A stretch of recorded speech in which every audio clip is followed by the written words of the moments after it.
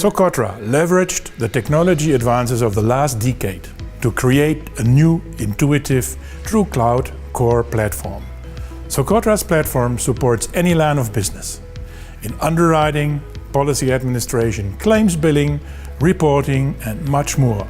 The Socotra platform offers carriers lower costs, faster product releases, and easy integration in future technologies. Next on stage, Socotra.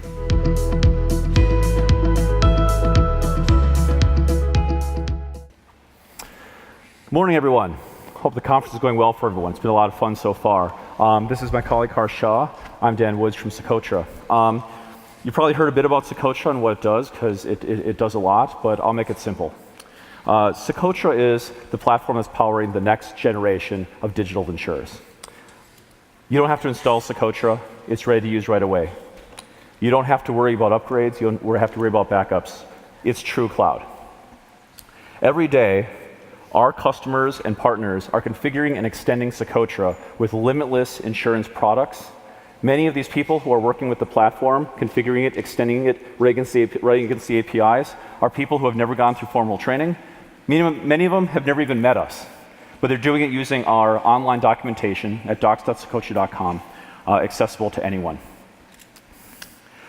Last time I was on the stage at DIA Amsterdam last spring, I walked out, and in 8 minutes, we defined a completely new insurance product with the participation of the crowd. People held up objects. We did a personal items policy. We insured tablets and purses, I believe, were the two items, and configured it, pushed it live, underwrote a policy, and shared the login with the audience so everyone could do it themselves in 8 minutes. Today, we're going to build on that. What we're going to talk about today are out-of-sequence endorsements, which is a really difficult problem for a lot of platforms, particularly ones that are designed from the desired insurance product down instead of, like Socotra, from the finances up. So let me show you what we're going to do here. We're going to, if we could see the screen. Great. So here we have this personal items policy created on stage last spring in 8 minutes, actually 5 because of my intro. And what we did here is we added the configuration for endorsements. Because of the way Socotra works, endorsements are not that different from product to product. What do? Add or remove an exposure, change a start or end date, add a claim, these sorts of things. Things that affect the finances, but actually are universal across insurance. And because Socotra is designed in this way, we make it easy. We have this 9-line file in the configuration. Yes, we're getting to the guts and showing you how you could actually do this. We're not simply showing something that's already configured. And what we're going to do is push this live. And all we had to do is turn it on, and we're going to show you how endorsements can work.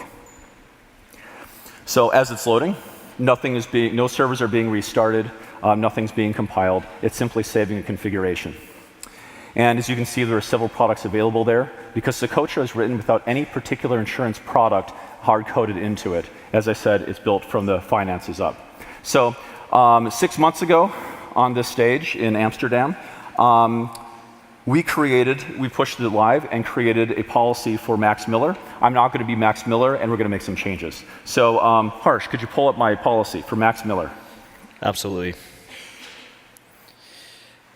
Great, Max. I have your policy here. I can see your information. Let me look at the policy details. So you have a personal items policy that starts on May 16th and ends on May 15, 2019. So it's a 1-year policy.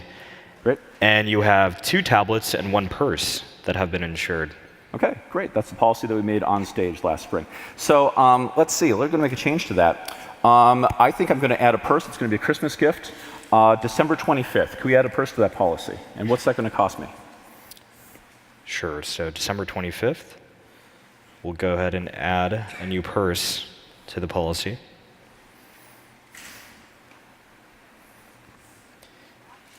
Let's price that. It's going to be an extra almost 38 euro. OK.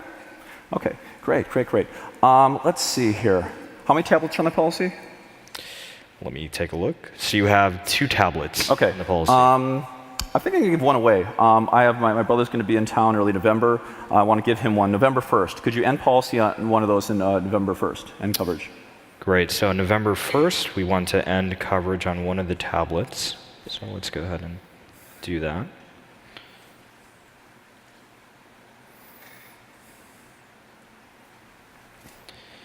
And now you'll get a refund of €8. Okay, great. €8 back. Pretty cool. Let's see. Anything else? Yeah, one more thing. So I'm going to be moving at the end of the year. OK. So could we make the policy terminate at the end of the year? All right, so instead of terminating on May 15, 2019, you want the new policy end date to be December 31st, 2018. Yeah, let's do that.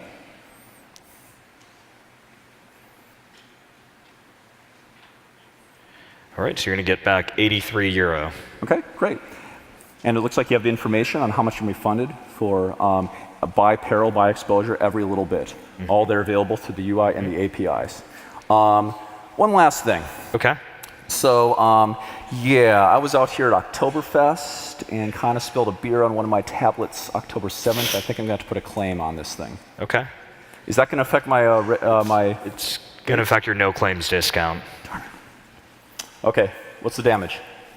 So on October 7th, we're going to have the number of claims in the last 3 years go from 0 to 1. And now the price of your premium is going to go up by almost €7. All right.